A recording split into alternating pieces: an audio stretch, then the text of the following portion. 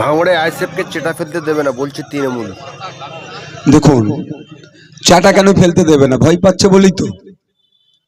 ভয় পাচ্ছে তৃণমূল যে তাদের আর ভোট নাই, যেভাবে গুন্ডামি মস্তানি তোলাবাজি হিংসা করেছে, ভোট পাবে না, ওই জন্য ভয় দেখাচ্ছে।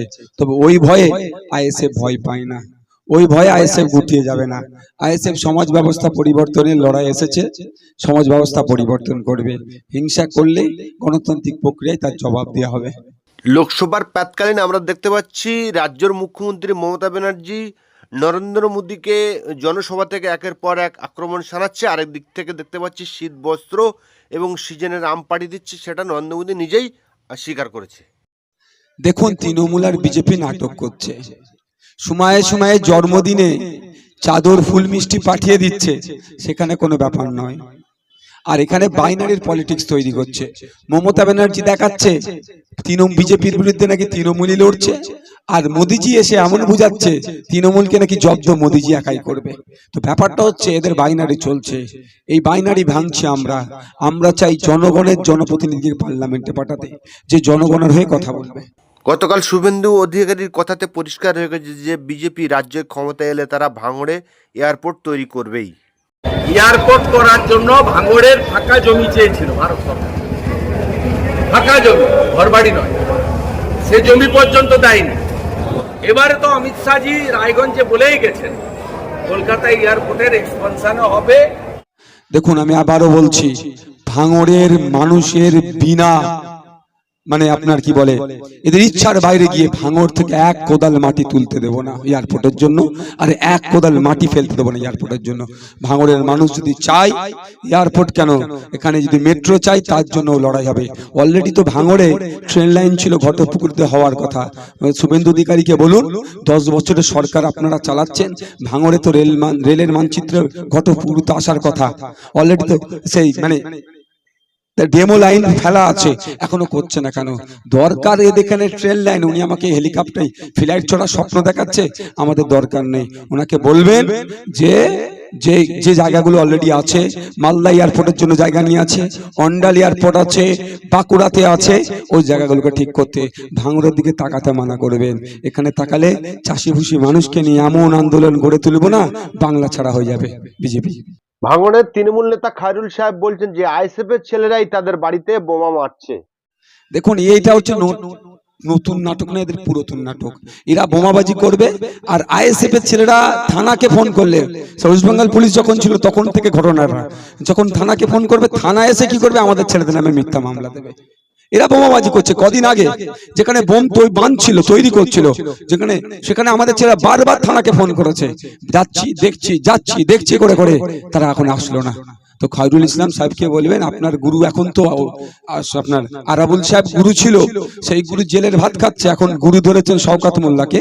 ওই শওকত মোল্লা এখন সময় চেয়েছে সিবিআই এর ডাকে, যে নেক্সট যেদিন যাবে সেই দিন ওনাকেও বেডিং পত্র গুছিয়ে রাখতে বলবেন। বেঙ্গল পুলিশের পরিবর্তে ভাঙড়ে কলকাতা পুলিশকে দায়িত্ব দেওয়া হয়েছে, তারপরেও ভাঙড়ে শান্তি শৃঙ্খলা ফিরছে না, কি বলবো? আমি তো বলেছি, ভাঙড়ে শান্তির জন্য প্রয়োজনে পাড়ায় পাড়ায় থানা হলে তাই পাড়ায় পাড়ায় থানা করে দিই। ভাঙড়ে শান্তি তখনই ফিরবে এই নটোরিয়াস ক্রিমিনাল গুলোকে ওসি অ্যাডিশনাল ওসি গুলো যদি প্রশ্রয় না দেয়, তৃণমূলের নটোরিয়াস ক্রিমিনাল গুলোকে যদি প্রশ্রয় দেয়, ভাঙড়ে শান্তি ফিরবে কি করে? ভাঙড়ে অশান্তির মূলে তো নটোরিয়াস ক্রিমিনাল গুলো। এই ধরনের অভিযোগ আসছে, সেই জন্য আমরা ডিসি থেকে শুরু করে বিভিন্ন দপ্তরে আমরা অভিযোগ জানাচ্ছি। আমরা একটা পুলিশের জন্য সমস্ত পুলিশকে আমরা খারাপ বলতে পারবো না। যে পুলিশ আইন বহির্ভূত কাজ করবে, অন্যায় করবে, তাকে কিন্তু আমরা আইনের মাধ্যমে জব্দ করব। ভাঙড় 1 নম্বর ব্লকে আহসানের কোথায় ভাঙড় থানা চলছেন, কি বলবেন? একদম কতটা আমি ফেলে দেবো না, একদম কতটা ফেলে দেবো না। সবটা না চললেও আহসান সাহেবের কথাতে অনেকটা চলছে। তবে আহসান সাহেবকে বলবো আর পুলিশকে বলবো যে আপনারা আপনাদের স্বতন্ত্রতা বজায় রেখে চলুন। পুলিশকে বলবো আর আহসান সাহেবকে বলবো, এই উত্তম শিবুর দিকে একটু দেখুন। ওই থানাই বলে দিত উত্তম শিবুর কাছে যাও, সমস্যা সমাধান হয়ে যাবে। যখন খাপে পড়ে গিয়েছে, ওই পুলিশ আবার উত্তম শিবুর কলার ধরে জেলের মধ্যে ভরেছে। তো আহসান সাহেবকে বলবো, শুধরে যান। আপনি যদি ভাবেন আপনি বাঘ মেরে ফেলেছেন, এটা মাথায় রাখবেন, আইনে কিন্তু জব্দ হয়ে যাবে। কেউ দেখে শেখে, কেউ ঠকে শেখে। তৃণমূল নেতারা কেউ তেহারে, কেউ প্রেসিডেন্সি, উত্তম শিবু শাহজাহানের অবস্থা কায়েল, তারপরেও তৃণমূল নেতাদের এই রবাইয়া, কি বলবেন? দেখুন, সময়ের সাথে সাথে যারা এই ধরনের কাজ করছে একটা একটা করে উইকেট পড়বে, মানে উইকেট পড়া মানে তারা জেলের ভাত খাবে। দেখুন এতদিন কি ছিল, শওকত মোল্লা সাহেব হই হই করছিল, তার আগে আরাবুল সাহেব হই হই করছিল ভাঙড়ের, আরাবুল সাহেব এখন উইকেট পড়েছে জেলের ভাত খাচ্ছে। এখন পালা এসছে কার? শওকত মোল্লা সাহেব। শওকত মোল্লা সাহেবের এবার আস্তে আস্তে যাওয়ার পরে এমনি ঠান্ডা হয়ে যাবে, এসব চারানার নেতা এমনি ঠান্ডা হয়ে যাবে। তবে আমি আবারও বলবো, আমি চাই না ভাঙড়ে কোনো রকম ভাবে অশান্তি হোক, চাই শান্তিপূর্ণ ভাবে ভোট হোক। তার জন্য কলকাতা পুলিশ আছে, তার জন্য সেন্ট্রাল ফোর্স আছে, ইসিআই আছে, তার জন্য জনগণকে ঐক্যবদ্ধ হতে হবে, জনগণকে ঐক্যবদ্ধ হয়ে দায়িত্ব নিয়ে শান্তিপূর্ণ ভোট করাতে হবে। আমি সবসময় শান্তিপূর্ণের পক্ষে থাকি। এবার উত্তপ্ত হচ্ছে, এটাকে ঠান্ডা করার দায়িত্ব হচ্ছে প্রশাসনের, আধিকারিকদের।